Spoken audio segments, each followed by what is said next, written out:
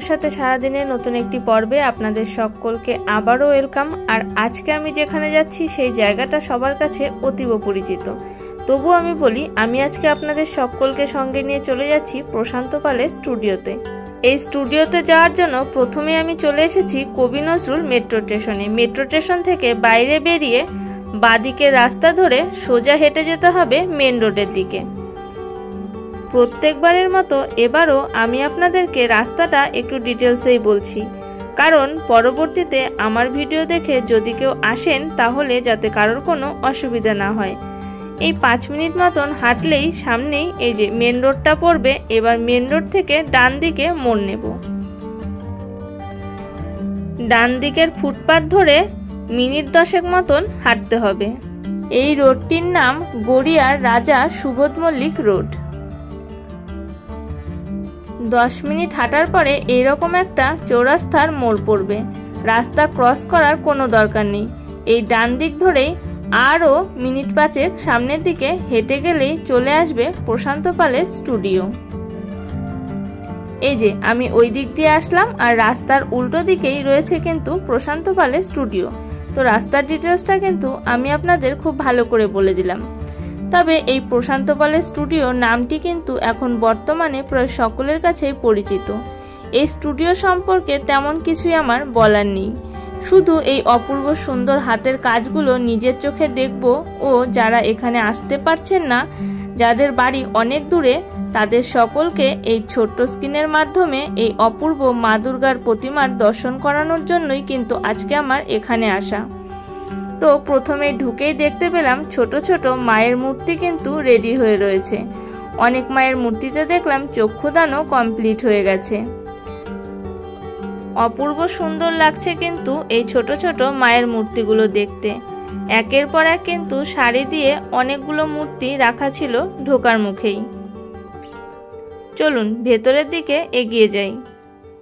ভেতরে ঢুকতেই দেখলাম এইরকম একটি বড় মা দুর্গার মূর্তি অর্ধেক রং করা অবস্থায় কিন্তু রাখা রয়েছে, এখনো চক্ষুদান কমপ্লিট হয়নি। একের পর এক মূর্তিগুলো সত্যি চোখ ধাঁধানো সৌন্দর্য। যত ভেতরে ঢুকছি ততই সুন্দর সুন্দর মূর্তি দেখতে পাচ্ছি, একটার থেকে মনে হচ্ছে আর একটা বেশি সুন্দর, এরকম একটা ব্যাপার। তবে যাই বলুন, এরকম অপূর্ব সুন্দর হাতের কাজের বর্ণনা মুখে পুরোটা দেওয়া সম্ভব নয়। চলুন আপনাদেরকে পুরো স্টুডিওটা ভালো করে ঘুরে দেখাই।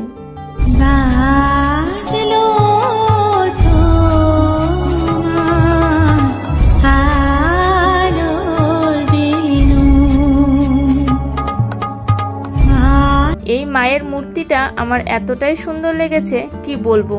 প্রত্যেকটা গয়না যে দেখছেন সব কিন্তু মাটির তৈরি। বলতে পারেন প্রশান্ত পালের স্টুডিওতে এটা একটা বিশেষত্ব যে সমস্ত গয়না বা অন্যান্য কারুকার্য সমস্তটাই মাটির তৈরি। পরবর্তীতে যারা এখানে আসবেন তাদের কাছে একটাই রিকোয়েস্ট, ভেতরে জায়গা কিন্তু খুবই কম, মানে একটার পরে একটা প্রতিমা রাখা আছে। তাই যারাই ফটো বা ভিডিও করতে আসবেন তারা একটু সাবধান, না হলে কিন্তু ভেঙে যেতে পারে।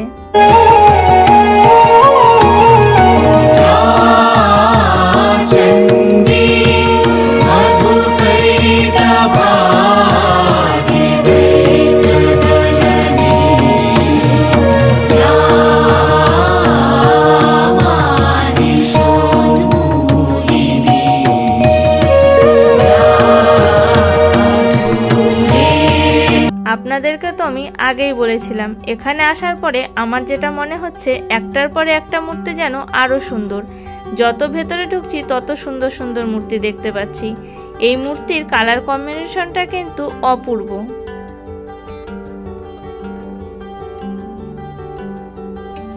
আর পেছনের যে চালার ডিজাইনটা সেটাও কিন্তু দারুণ। এই মূর্তিটাও কিন্তু একটু ভিন্ন ডিজাইনের।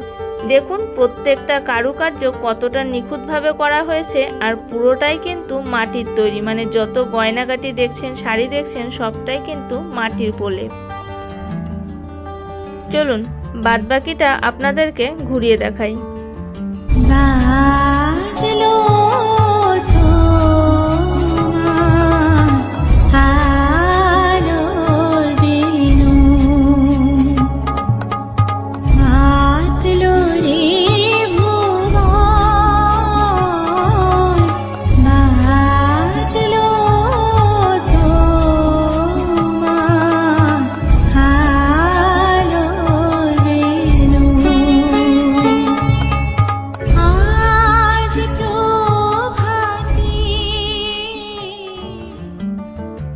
সত্যি বলতে এর আগে আমি এখানে কখনোই আসিনি, কিন্তু এই স্টুডিওতে প্রথমবার আসার পরেই আমার শুধু এটাই মনে হচ্ছে অনেক আগেই এখানে আমার আসা উচিত ছিল, কারণ প্রতিটি মা দুর্গার মূর্তিতেই রয়েছে এক অপূর্ব সুন্দর হাতের ছোঁয়া, যা সত্যি মুখে বর্ণনা করা সম্ভব নয়, যার সৌন্দর্য শুধুমাত্র চোখ দিয়ে দেখেই অনুভব করা সম্ভব।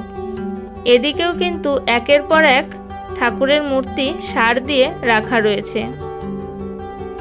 কোনো কোনো ঠাকুরের চক্ষুদান কিন্তু কমপ্লিট হয়ে গেছে, আবার কোনো কোনো ঠাকুরের কালার এখনো অনেকটাই বাকি।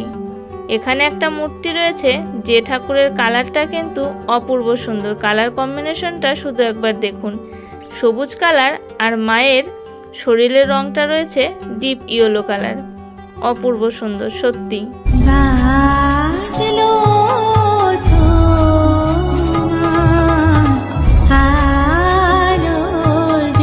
এই প্রশান্ত পাল কিন্তু একজন তরুণ শিল্পী, যার হাতের ছোঁয়ায় বলতেই হয় কিন্তু জাদু রয়েছে। তাই এত অল্প সময়ে তার হাতের তৈরি মা দুর্গার মূর্তি দেশের বিভিন্ন প্রান্তে নিয়ে যাওয়া হচ্ছে।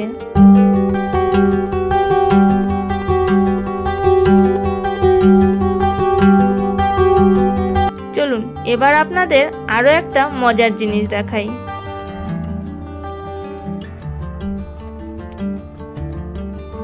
এই মায়ের মূর্তিটা একটু ভালো করে দেখুন, আর মায়ের পোশাক আশাকগুলো একটু দেখলে আপনারা বুঝতে পারবেন আমাদের ঐতিহ্য বাংলার রসগোল্লা, যেটা রয়েছে ঠাকুরের শাড়ির ডিজাইনে। এটা আমার বেশ ইউনিক লেগেছে, এর আগে এরকমটা আমি সত্যিই দেখিনি। আর মা দুর্গার প্রতিমার শাড়িতে রয়েছে বলতে পারেন গোটা কলকাতা শহর, হাওড়া ব্রিজ থেকে শুরু করে দক্ষিণেশ্বর, কালীঘাট মন্দির, ভিক্টোরিয়া সমস্তটাই। এবং এই শাড়িটাতে দেখুন ছোট ছোট হলুদ ট্যাক্সি, যেটা কলকাতার কিন্তু আরো একটি ঐতিহ্যই বটে। এই ঠাকুরটাও দেখুন, চক্ষুদান হয়ে গেলে কি অপূর্ব সুন্দর লাগবে। আর সারা গায়ের ঠাকুরের যে বস্ত্রটা রয়েছে তার ভেতরে কাজগুলো দেখুন, জাস্ট অপূর্ব এক কথায়, এত নিখুঁত কাজ সত্যিই ভাবা যায় না।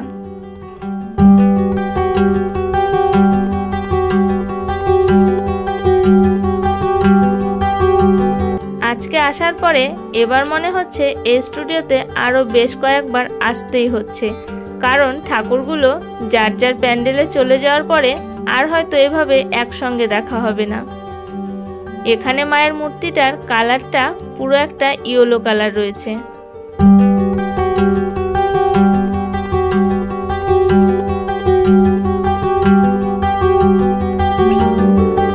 আর আপনারা যারা এই মুহূর্তে আমার ভিডিওটা দেখছেন, তাদের যদি ভিডিওটি ভালো লেগে থাকে অবশ্যই ভিডিওটিতে একটা লাইক করবেন, আর বেশি বেশি করে শেয়ার করে দেবেন সকলের সাথে, যাতে সকলেই এই অপূর্ব সুন্দর সুন্দর মায়ের মূর্তিগুলোকে দেখতে পায়। একদম পেছনের শাড়িটাতেও কিন্তু এইরকম ছোট ছোট মায়ের মূর্তি কিন্তু রাখা হয়েছে। আর শিল্পীরা কিন্তু কাজে ব্যস্ত, সেটা তো আপনারা দেখতেই পেলেন।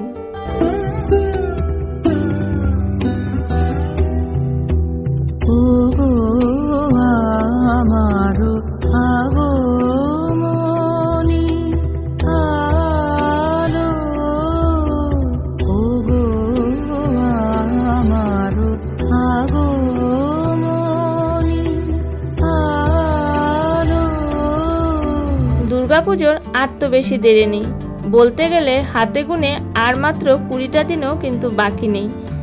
তাই আপনাদের সকলকে নিতুর সাথে সারাদিন চ্যানেলের পক্ষ থেকে দুর্গাপুজোর অনেক অনেক শুভেচ্ছা। প্রত্যেকের পুজো অনেক ভালো কাটুক। আর এর পরেও প্রশান্ত পালের স্টুডিওর ভিডিও কারা কারা আমার চ্যানেলে দেখতে চাইছেন, ডিটেলসে দেখতে চাইছেন এবং ফিনিশিং দেখতে চাইছেন, অবশ্যই আমাকে কিন্তু কমেন্ট করে জানাতে ভুলবেন না। যতগুলো মূর্তি এখনো পর্যন্ত আমি দেখলাম এবং আপনাদেরকে আমি দেখালাম, প্রত্যেকটা মূর্তির কারুকার্য কিন্তু একটার থেকে আরেকটা ভিন্ন, আর প্রত্যেকটাই একটার থেকে যেন আরেকটা বেশি সুন্দর, এরকম আমার মনে হচ্ছে। আপনাদেরও কি পুরোটা দেখার পরে সেটাই মনে হচ্ছে? কমেন্ট করে কিন্তু জানাবেন তাহলে। কিছু মূর্তি যেরকম রেডি হয়ে গেছে, আবার কিছু মূর্তি কিন্তু এখনো রেডি হয়নি, সেই কাজ কিন্তু অনবরত চলছে। আর বলতে পারেন এই মূর্তিটা আমার একটু ইউনিক লেগেছে।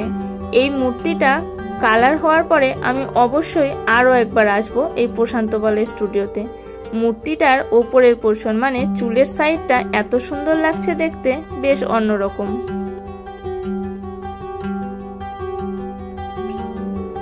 এখনো কিন্তু প্রচুর মূর্তি রয়েছে, যে মূর্তিতে এখনো কিন্তু রঙই পড়েনি।